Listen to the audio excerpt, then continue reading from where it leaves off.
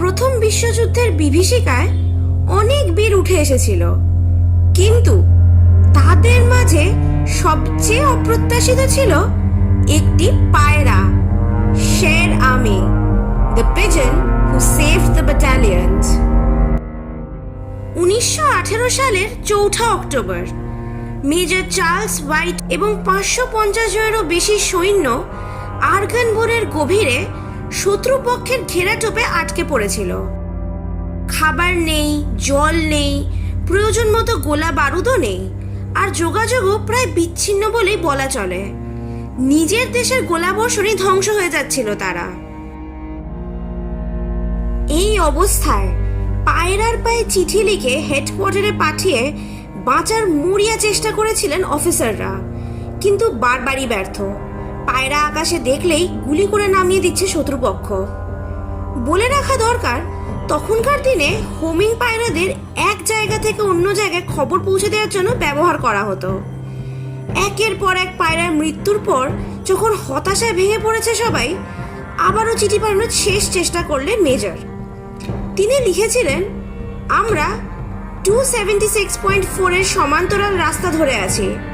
আমাদের নিজস্ব কামান সরাসরি আমাদের ওপর আক্রমণ চালাচ্ছে, দয়া করে বন্ধ করুন।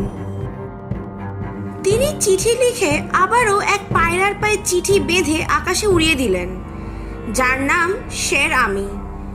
কিন্তু আবারও ঘটল সেই আগের মতো বিপত্তি। সে যখন আকাশে উড়ছে, গুলি এসে লাগলো তার পায়ে।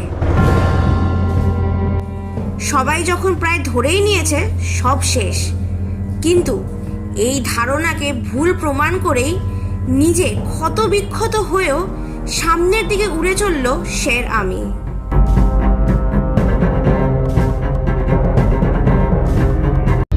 বার্তাটি হেডকোয়ার্টারে পৌঁছেও ছিল। আর্গানবোরের মধ্যে ফেঁসে থাকা সৈনিকরাও বেঁচে ফিরেছিলেন শুধুমাত্র শের আমি সাহসিকতার জন্য, যে সামনে সাক্ষাৎ মৃত্যু দেখেও একেবারের জন্য লক্ষ্য থেকে অবিচল হয়নি। সবাইকে বাঁচিয়ে নিজে অল্পের জন্য প্রাণে বেঁচেছিল সে। ফ্রান্স শের আমিকে ক্রোয়া ডে গুয়ের উইথ পাম নামের উচ্চ সামরিক সম্মান প্রদান করে। সে মারা যায় 1919 সালে, কিন্তু তার কাহিনী আজও বেঁচে আছে জাদুঘরের ইতিহাসে এবং সেই সৈনিকদের মাঝে যাদের সে বাঁচিয়েছিল। মানুষ আর মেশিনের যুদ্ধের মাঝে সাহস এসেছিল এক জোড়া পাখায়।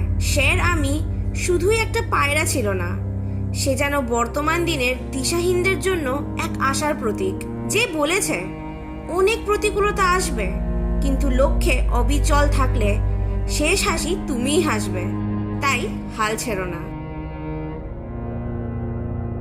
শুনছিলেন Cher Ami, the pigeon who saved the lost battalions. Cher আমির গল্প যদি আপনাকেও ইন্সপায়ার করে থাকে, তবে অবশ্যই লাইক করুন ও আরও অনেককে ইন্সপায়ার করার জন্য অনেক বেশি করে শেয়ার করুন। আর চ্যানেলে নতুন হলে please do subscribe and press the bell icon for more information.